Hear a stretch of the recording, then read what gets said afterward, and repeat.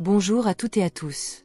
Bienvenue sur Version améliorée, votre chaîne dédiée au partage de connaissances approfondies sur le développement personnel holistique à travers le prisme des plus grands livres du monde. Aujourd'hui, j'aimerais partager avec vous un ouvrage très audacieux et provocateur. Ce qui le rend si frappant, c'est qu'il souligne directement que vous et moi vivons probablement parmi les personnes les plus ignorantes de toute l'histoire de la civilisation humaine. Cela ressemble à une insulte au premier abord, n'est-ce pas? Après tout, nous vivons dans une ère d'explosion de l'information sans précédent.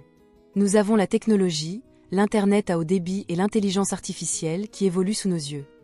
Nous portons la somme de toutes les connaissances humaines dans notre poche. Mais le livre que nous explorons aujourd'hui, Head in the Cloud de William Poundstone, que l'on pourrait traduire par Le cerveau dans le cloud, fait un pari d'une grande audace en s'appuyant sur des recherches méticuleuses et des données statistiques pour prouver que l'accès à l'information n'est pas synonyme de détention du savoir. Si vous voulez vraiment vous dépasser, accepter vos limites et être prêt à les briser pour franchir une étape fondamentale vers l'amélioration de soi dans cette nouvelle ère, plongeons ensemble dans cette analyse. Le titre implique que nos esprits sont souvent embrumés par un épais brouillard de confusion, ce qui obscurcit notre clarté et entrave nos progrès sans même que nous nous en rendions compte. Nous pensons être connectés au nuage de l'information, mais en réalité, notre stockage interne est plus vide que jamais. Posez-vous honnêtement la question, êtes-vous incroyablement mal informé à notre époque? L'auteur présente un point de vue percutant. Il soutient que nous sommes dans une ère où les gens manquent de connaissances fondamentales et de compréhension profonde plus que n'importe quelle génération précédente. Vous n'êtes peut-être pas convaincu. Vous pourriez dire, c'est l'âge d'or du savoir. Les gens paient des cours en ligne chaque année, dépensant plus pour l'éducation que les gens du passé pour leur vie entière. S'il est vrai que l'accès aux faits est plus facile, l'auteur explique que la quantité et la profondeur des domaines de connaissances augmentent à un rythme si vertigineux que nous sommes en train de prendre du retard. Dans cette ère de croissance explosive, aucun individu, aussi diligent ou intelligent soit-il, ne peut plus maîtriser totalement ne serait-ce qu'un domaine d'étude étroit. De plus, la nature déterministe du savoir disparaît progressivement. Ce qui est considéré comme un fait scientifique aujourd'hui peut être prouvé faux demain. Comparé à cet océan d'informations vaste et imprévisible, notre rythme d'apprentissage en tant qu'être biologique est trop lent. Pourtant, étrangement, nous ne sommes pas assez proactifs pour chercher ou mettre à jour nos connaissances, car nous supposons que l'Internet le fera pour nous. Quelles sont les conséquences de ce changement? Les citoyens de la société moderne deviennent progressivement ignorants dans de nombreux domaines critiques. Pour appuyer cela, l'auteur cite une enquête de 2010 révélant que 41% des adultes américains ne pouvaient pas nommer leur propre vice-président.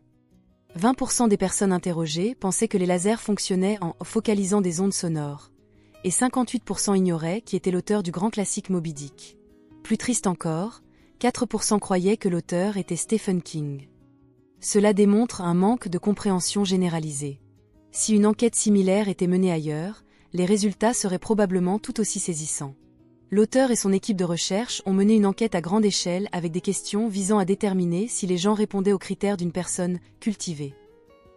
En écoutant ces questions, essayez de voir si vous êtes absolument sûr des réponses. Où se trouve le berceau de la civilisation humaine? À quel continent appartient l'Égypte?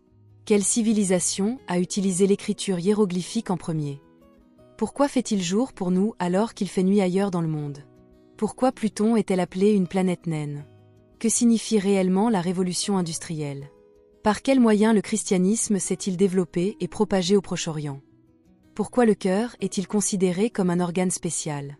Que célèbre-t-on le 14 juillet, ou le 4 juillet pour les Américains? Ce sont les points les plus basiques de la culture générale. Certains pensent que c'est facile, mais la réalité est moins optimiste. Même ceux qui répondent correctement n'obtiennent en moyenne qu'environ 7 bonnes réponses sur 10. Beaucoup rejettent ce type de test en disant « Ces informations ne sont pas utiles en pratique. Je peux trouver tout cela en 5 secondes sur Google. Pourquoi est-ce grave de ne pas se souvenir de ces détails ?» Si vous pensez ainsi, il y a de fortes chances que vous soyez victime de ce que les psychologues appellent l'effet Google. C'est un phénomène où l'on devient excessivement dépendant des moteurs de recherche. Parce que nous savons que l'information est là-bas, nos cerveaux ont tendance à ne pas la stocker ici. Mais nous devons comprendre que la connaissance possède une hiérarchie vitale. Une couche se construit sur une autre. Sans une base solide de connaissances élémentaires, vous ne pouvez pas comprendre les niveaux supérieurs et plus complexes d'un sujet. Même si vous cherchez une information, il vous manquera le contexte pour en saisir toute l'importance. De plus, dans la vie quotidienne, vous devez prendre des milliers de décisions. Chaque choix nécessite une compréhension sous-jacente pour évaluer et juger avec sagesse. Sans connaissance fondamentale, même avec tout l'Internet au bout des doigts, vous ne serez pas capable de reconnaître quand vous commettez une erreur. Le livre présente une étude de cas fascinante sur la mode du sans gluten. Beaucoup de gens croient aujourd'hui que le gluten est la cause principale de problèmes de santé comme le diabète ou l'inflammation. Par conséquent, les marques dépensent des millions en publicité pour souligner que leurs produits sont sans gluten. Imaginez que vous ayez 2 boîtes de chips devant vous.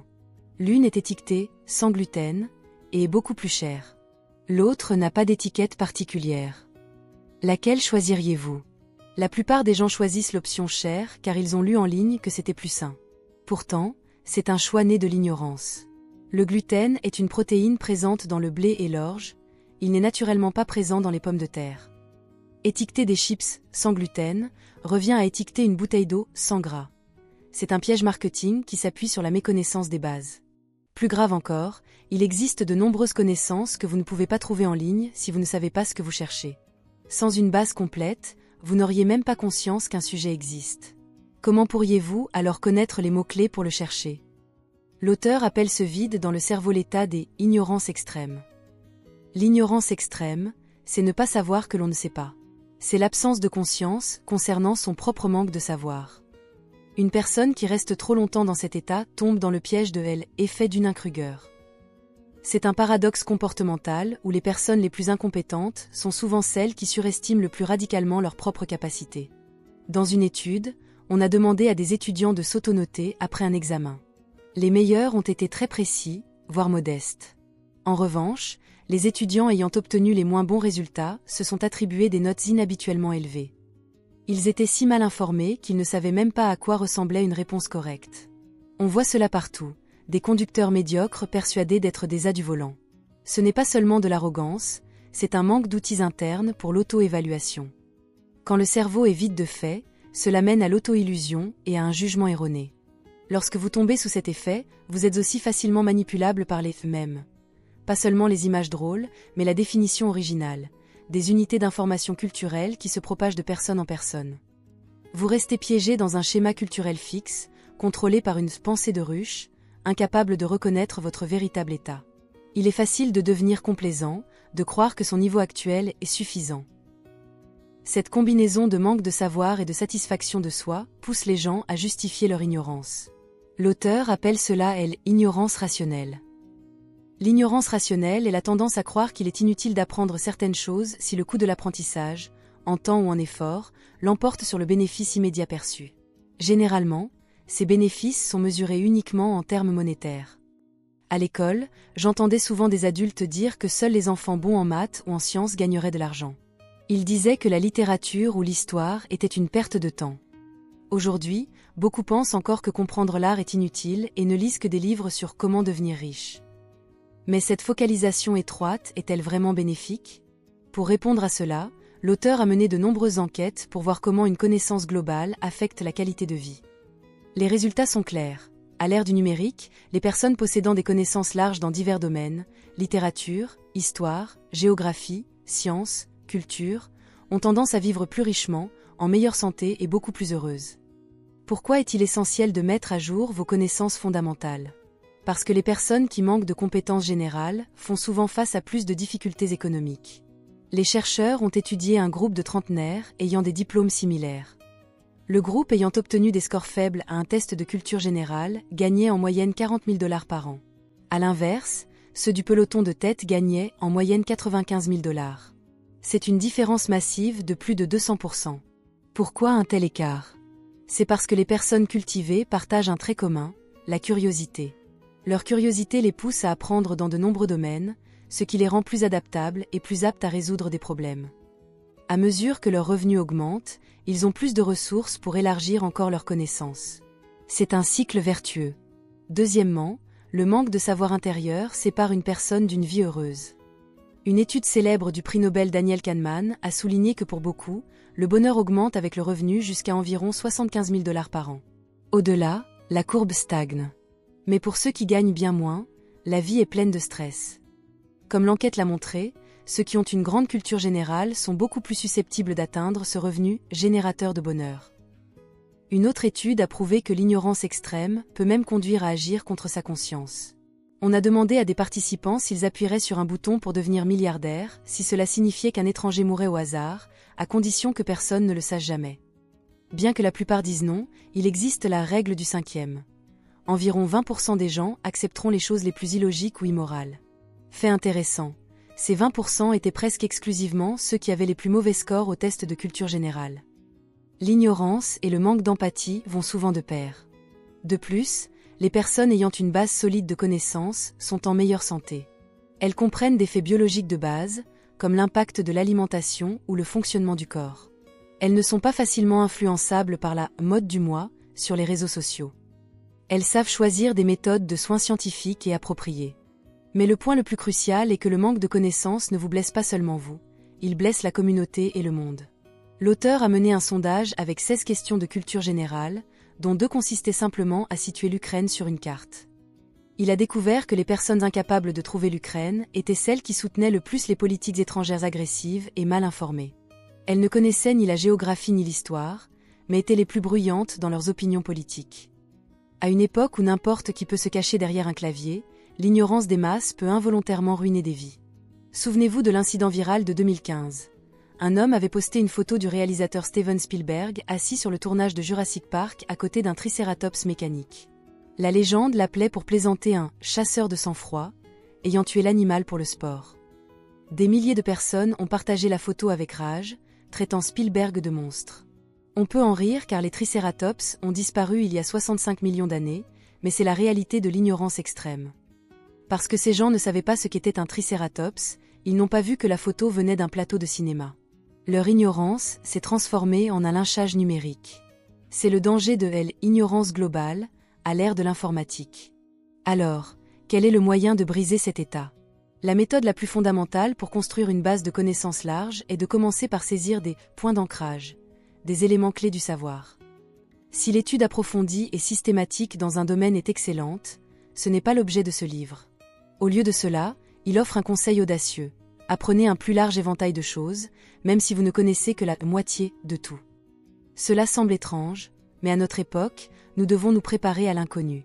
Aujourd'hui, il faut apprendre à être un détective. Un détective ne néglige aucun indice, aussi petit soit-il.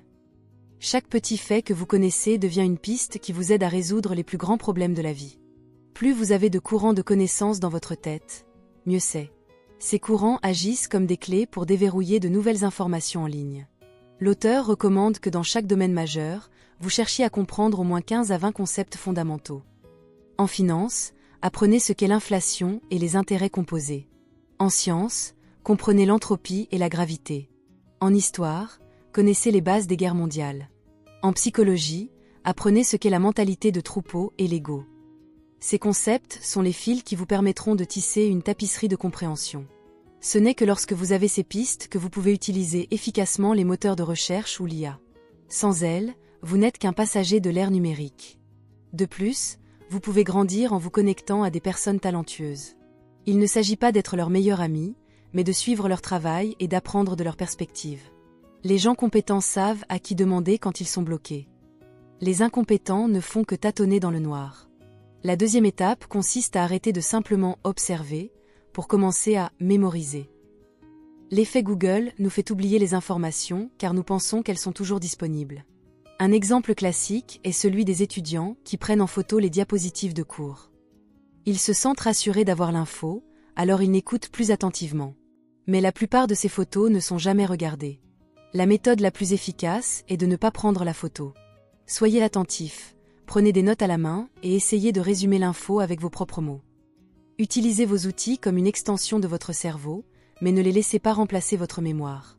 Quand vous stockez le savoir en vous, vous pouvez réagir immédiatement quand la vie exige une décision. Un autre moyen vital est de développer vos compétences linguistiques. Les études montrent que les personnes qui parlent et écrivent avec précision ont tendance à gagner plus.